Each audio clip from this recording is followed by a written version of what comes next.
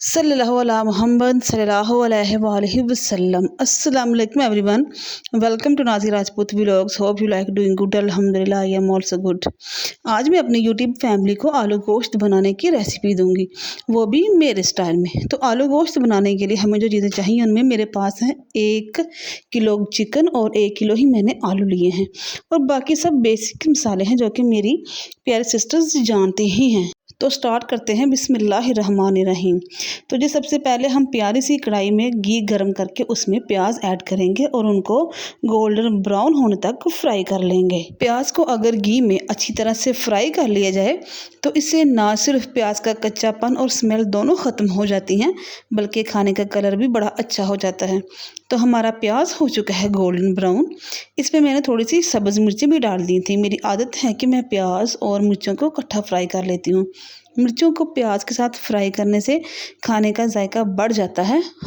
अब हम तमाम मसालों को मिक्सचर में डालकर अच्छी तरह से इसका पेस्ट तैयार कर लेंगे। तो जी पेस्ट तैयार करने के बाद अब हम उसी घी में जिसमें हमने प्याज फ्राई किया था उसी में हम चिकन को फ्राई करेंगे।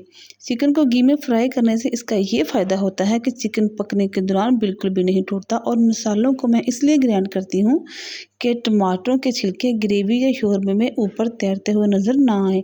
अदरवाइज़ टमाटर गल तो जाते हैं लेकिन उनके छिलके ग्रेवी में तैरते हुए नज़र आते हैं, जो कि खाने में बिल्कुल भी अच्छे नहीं लगते। और मसालों को अगर पेस्ट की शक्ल में डाला जाए तो ग्रेवी बहुत गाढ़ी और फ्लेवरफुल बनती है, जो कि आलू गोश्त के सालन के मज़े को दुबाला कर देती है। अब हम इसमें अदरक लहसुन का पेस्ट डालेंगे, जो कि हमने बिल्कुल फ्रेश तैयार किया है। ताज़ा अदरक लहसुन के पेस्ट से जो चिकन की स्मेल होती है वो ख़त्म हो जाती है, और अदरक लहसुन के पेस्ट से चिकन के अंदर तक मसाले शामिल हो जाते हैं, जो कि एक एक बोटी को अंदर से फ्लेवरफुल बनाते हैं। लेकिन अगर घर का ताज़ा अदरक लहसुन नहीं है तो आप बाज़ार वाला पेस्ट भी ऐड कर सकते हैं, क्योंकि गोश्त का कोई भी मील हो, यानी गोश्त का सालन हो या चावल हो, गोश्त की किसी भी किस्म की हांडी हो, उसमें अदरक लहसुन का पेस्ट ज़रूर डाला जाता है। अब हम इसमें आलूओं को शामिल करेंगे और उनकी अच्छी तरह से भुनाई करेंगे, क्योंकि जिस तरह हर किस्म के गोश्त और सब्ज़ियों को हम फ्राई करते हैं उसी तरह हमने इनको भी अच्छी तरह से फ्राई करना है।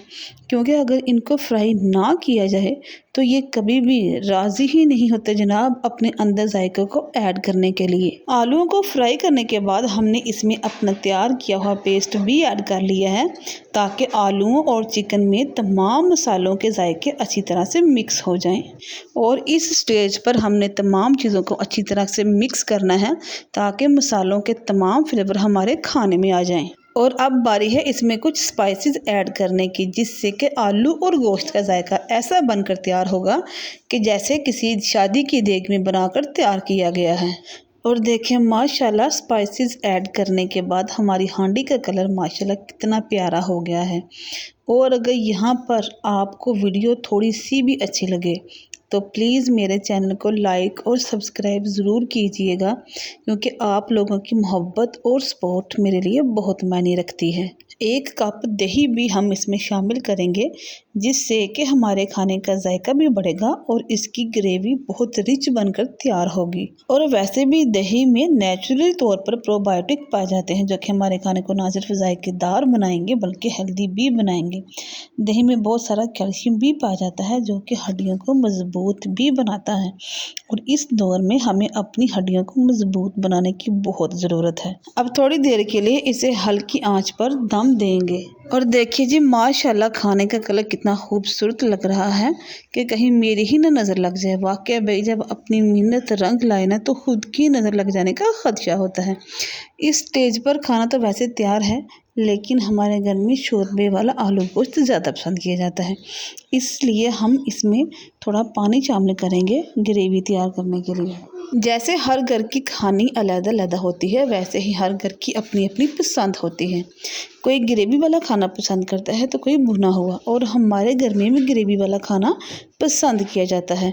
और हमें वैसे भी ज़्यादातर शोरबे वाले खाने खाने चाहिए। शोरबे का फ़ायदा होता है क्योंकि ये हमारी बॉडी में मौजूद ब्लड को पतला करता है, जो कि हमारे लिए बहुत ज़रूरी है। अब हम अपने खाने को देंगे फाइनल टच। इसमें अब हम डालेंगे थोड़ा सा गरम मसाला, जो कि फ्लेवर तो ऐड करता ही है, मगर इससे खानों में से बहुत ज़बरदस्त किस्म की खुशबू भी आती है। और साथ ही सब्ज़ और फ्रेश धनिया भी, जो कि हमारी हांडी की खूबसूरती को चार चांद लगा देगा अल्हम्दुलिल्लाह। तो देखिए जी, अल्लाह ताला की रहमतें, बरकतें और नेमतें जो उसने दी हमारे हाथों में और हमारे खानों में। तो इसी के साथ अपनी ब्लॉगर नाज़िया राजपूत को दीजिए इजाज़त। दुआ में याद रखिएगा। अल्लाह हाफिज़।